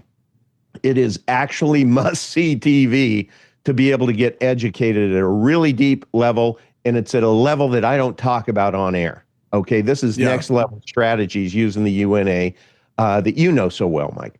So, but as part of that, you get a downloadable PDF, but it's a different downloadable PDF than you get on the website. And it includes a special link for a free consultation with me. So if you're remotely interested in the UNA, you can literally, for less than $150 consultation, you can get everything that we're offering with Breaking the Chains 2026 and get a private consultation with me, Mike. Wow. I mean, okay, that's a great value for sure, but let me just clarify for the audience. You can watch the entire series for free without the extra bonus items by just registering at brightu.com, right? Bingo. So you can go there right now. That's the word bright followed by the letter U, it's short for Bright University. Let's go ahead and show that screen. Yeah, there we go. Okay, Breaking the Chains 2026 updated. You can register here. You can then optionally purchase it if you want, and then you'll get all the bonus items that we've updated for 2026. Yep. And my bonus items include 2 special talks. One is about decentralized energy, and the other is about decentralized cognition, which is machine cognition and technology. And I'm actually filming one more segment to add to it later today after we finish here, because I've got a whole thing set up here to show people. That's awesome. That's going into the series. But that's only if you purchase it. If you do purchase it, you get to download it and keep all the downloads and watch them at any time. And you get a consultation with you, Todd. That's correct. That's correct. And just a little bit of a macro. And without having to pay the $150. That's correct. Right. It's free. Right. It's free with that link. So it's kind of like a no-brainer. It's kind of a no-brainer. Yeah. I mean, if you're a W-2 earner, a 1099 earner, if you operate an LLC, if you own property, if you trade in crypto, if you are into any kind of precious metals, if you have children, if you're interested in their them not having to go through probate, you want to learn about the UNA, and now we can talk one-on-one, and in essence, it's free. Okay. Free to those who support us. I was thinking about adding another bonus item of a slightly burned Apple II computer. There might be one around. There might be one around. It's only slightly burned. Slightly used, but you're going to take it a step further, and you're actually going to decentralize it. You'll take it apart. So you get a little wire here that'll go to you if you acquire it. Yeah, no, I'm going to have to try to figure out. In all seriousness, Mike, we do this. We don't get paid for doing this, so it's little things like that viewers can do to support us. Totally. Because we put it all back into the show, believe me. And by the way, that Apple II is so old that when we bought it, or when the original buyer bought it, it was bought from the days when Apple wasn't run by a gay CEO. That's how old it is. Wow. I know. That's old, way back. Yeah, I know. We get in the Wayback Machine there. Not that there's anything wrong with that, to quote Seinfeld, but it was the pre-gay Apple. Just saying. Wow. That reminds me of a joke I made yesterday. I learned, Mike, that this, and I know you're not a sports guy, but the NBA, National Basketball Association, they are having their series right now, their final series. I heard that. I heard someone whining about some games. Yeah. I cared nothing about. It's the New York Knicks. Oh, okay. And and I'm telling you, it is like actor row. It's all of the important people, right? And we learned somewhere, my wife heard it first, was that some couple sold their tickets, courtside tickets, for $165,000. That's for 2 tickets. What? What? And I told my wife, I said, well, honey, I'm not gay, but 165,000 is 165,000. Can you believe that? 165 grand somebody bought these tickets just so I'm astonished that people pay to watch sports at all. Yeah. I mean, well, yeah. for $20. I thought the whole point was to play. Get a helmet. I'll play basketball. I'll play basketball with anybody. Let's have a court and a ball. We'll shoot some hoops. But I'm not going to pay to watch somebody else play basketball. Wow. That's not sports. That's not sports. That's entertainment or something. It's entertainment. Yeah. There you go. I mean, if we want to say let's play football, then let's play football. Yeah, it's kind of like when you run out of Netflix specials. You know, you watch football and basketball. Is that right?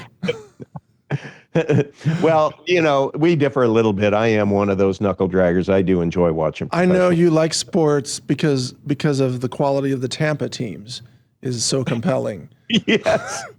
And I like getting kicked in the balls. Right. You know, there is a show called Ow My that. Balls. It's right out of Idiocracy. Yeah. So anyway, well, that's a great wrap up of today's after party, I think. Yeah. Okay. Did we leave anything out? No, I'm just really, really. I mean, it warms my heart that I got to see your Fukoff hand model. Yeah. And I mean, that's fantastic. I can't wait until we get the robots in and Fukoff can come in and point to the. It's just awesome that you've put him on retainer, Mike. I know, it's great. And now we get to try out all this equipment, see what works, see what doesn't. And already finding out some of that. But you know, when you get that 200-foot waterfall coming in, that's going to be pretty cool to demo as well. What's that? 200-foot waterfall? When you have them ship in that 200-foot waterfall, you know. You mean the one you missed that joke? Yeah, Dr. Martenson. He has gravity-fed water system, but it's probably going to be difficult to get it there. But his is all natural. I mean, he's got a great setup there. That's really awesome. I was thinking you might be able to Amazon Prime it, Mike. Oh no. The only thing I could do is like put goats on a treadmill and hope they generate electricity instead of that's eating not a bad treadmill. idea. Yeah. That's not a bad idea. Put a animal cruelty. Something that you really personally desire in front of them that you know they're going to want to destroy. Which is everything. Yeah. Everything. Yeah. You can put anything in front of them. They want to eat it. Your heart is so big, Mike, to be able to take on that. I'm like, man, I wouldn't invite that kind of drama into my own life, says the guy who now has 4 dogs. Well, you take care of a lot of animals. I do. But they're wild animals. They are. Now, I adopted these 2 goats because they're male goats with horns. And if we hadn't adopted them, they were going to be auctioned, which means they become dog food. Okay. Right? Yep.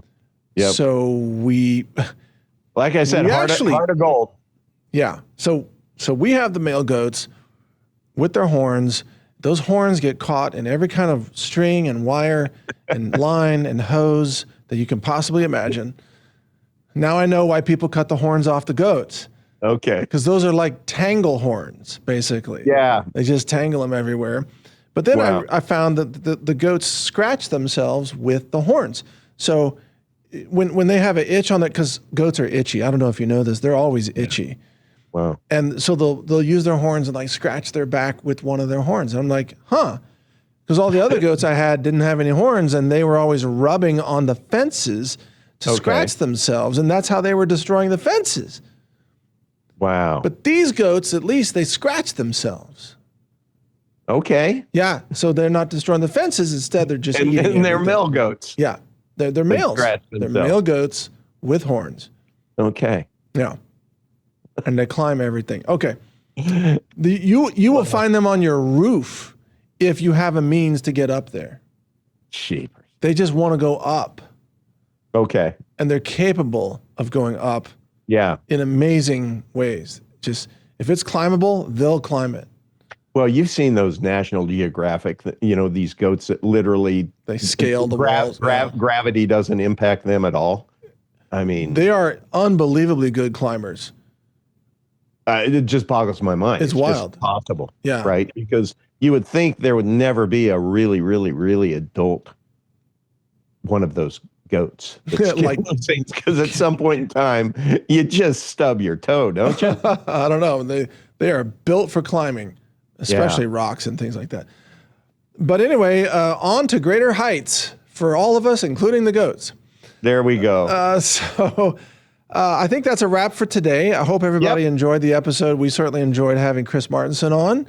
We sure did. And we'll keep in touch with him about all the projects and see how we're going. I'll keep in touch. I just want to remind people, definitely sign up to watch Breaking the Chains 2026. It begins this Saturday, coming right up. So that's at brightu.com. Again, it's free to watch, or you can optionally purchase it. And if you do, you'll support our platform a little bit, and you get the free consultation with Todd, and you get all our bonus materials for 2026, which is something as well. Yep. So thank you all for watching today. Anything else, Todd? No, man, I'm good. I always enjoy these interviews with you, Mike. And Me too. Well, everybody, we usually record on Thursdays. So I'm telling you, I always feel like Thursday evening is my beginning of my weekend. Yeah, I kind of feel the same way. Do you feel the same way? Yeah, it's like So, we got always it done, in a great mood. And also, Todd, by the way, don't tell everybody of who we have coming up, I know. because we don't want any risk of anybody finding out and then trying to get that canceled. Okay. Good point. So it's a big deal who we have coming up. It's a huge deal. It's a huge deal. Yeah. Yeah. I mean, We'll just leave it at that. huge. Yeah. But the show is getting a lot of attention. People are finding a lot of value in this information, which is our goal. So thank you. And thank you for watching and sharing the show. And for whatever reason, something happened like this calendar year, we're 3 years into the show, and then suddenly lots and lots of more higher profile people want to be on the show. Yep. Isn't that interesting? It's fantastic. Even though I've had people ask me, so are you on YouTube? I'm like, nope. YouTube won't let us be on YouTube. Yep. So we're on everything else. I mean, we're on our own site is the most important exactly. part. Yeah. But no YouTube. They don't want you to know this information. We traffic in decentralization, so no YouTube. Isn't that true? Yeah. Okay. So anyway, great guests coming up, great solutions coming up, lots of amazing things. We are booking guests out now a couple of months in advance for the show. And it's the quality of guests, like today, Chris Martenson, high quality guests. That kind of quality you'll see on many, many more shows, and some really surprising guests coming up soon. Yeah. And soon. I did listen to a recent interview. I listened back to it, and I think it was a record that this guest between you and me said 6 different times, "Wow, that was a great question." Right? Before they answered. Well, So, couldn't our viewers turn that into a drinking game? there you go. I like that. Yeah. Yeah. Not that I'm advocating that. I'm just saying. Decentralized vodka. It sounds like a drinking game. It does. Perfect. Yeah. So what's the key phrase? I know that I aspire to elicit that kind of response to where, and I think that's why guests are coming to us now, right? Because A, we're going to treat them very fairly, but B, we don't ask the typical questions, I think. We should actually send a warning to our guests in advance that Todd Stradamus is going to come up with a list of questions that you've never seen before and you cannot prepare for. That's true. That's my challenge. Yes. That's my weekly challenge. That's what you do. You're good at it. The art of the question. Yeah. All right. Well, enjoy the rest of your day and weekend and everything. And we'll talk again soon, Todd. I'll keep you posted on what's happening. You do the same. And let's thank all of our viewers for watching today. We appreciate you all. Have a great rest of your day. Cheers. Take care.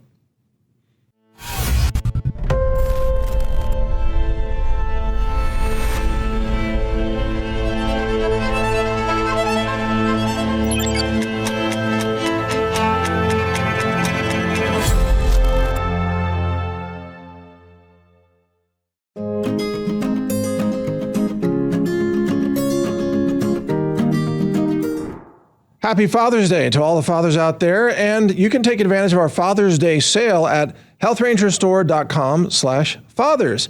Now, we have a special selection of items for dads and fathers in your life that you want to say thank you for all of their effort because, dads are awesome, right? So say thank you. Check out what we have available. We've got major sales on lots of different items. We've got 40% off at least one item, which is a clean chlorella powder, but that's a big discount. We've got lesser discounts, 30% off and 20% off, 12%, 5%, depending on the item. Lots of different nutritional products.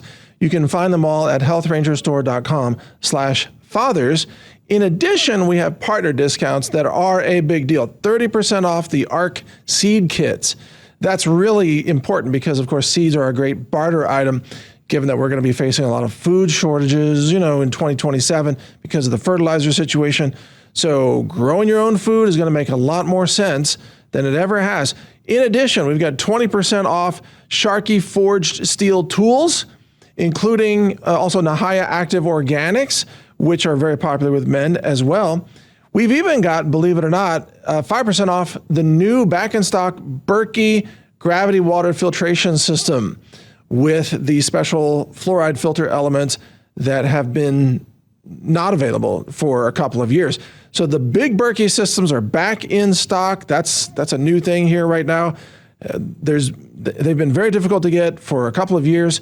So check those out. Again, healthrangerstore.com/fathers.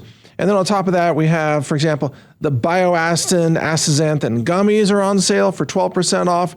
We've got Joint Astin vegan formulas at 11% off. Hawaiian Spirulina Superfood Gummies, for those of you who want to eat spirulina gummies like that. Yeah, they're blue. They are definitely blue. 7% off the Bodacious Blueberry Energy Bars. We've got Almond Butter Chocolate Energy Bars and so much more. We've also got the Protovite Daily Multivitamin Liquid Supplement that people really love because it's kind of an all-in-one. You don't have to take so many capsules to get all your vitamins and minerals all together there. That's a very popular product. Plus many other items on sale and free gifts for you. So if you spend $129 or more, then you get the free organic yellow popcorn kernels that we have here, as you can see, packed tightly for long-term storage in these bags. And if you spend $199 or more, you get our Health Ranger Select organic clean chlorella powder, which is, of course, laboratory tested for heavy metals and microbiology and so much more. And at the $199 level, you get both of these gifts together, in addition to the other savings that you get, our doorbuster deals and some of the discounts I mentioned, but there are many more. We've even got, for example, freeze-dried mango, diced. It's like eating candy. It's amazing. And also our Breathe Essential Oil Blend and so much more. Check it all out at healthrangerstore.com/fathers, and it begins on June 11th and runs through June 15th. So take advantage of it now, spread the word. Thank you for your support, and happy Father's Day. I'm Mike Adams, the Health Ranger. Take care.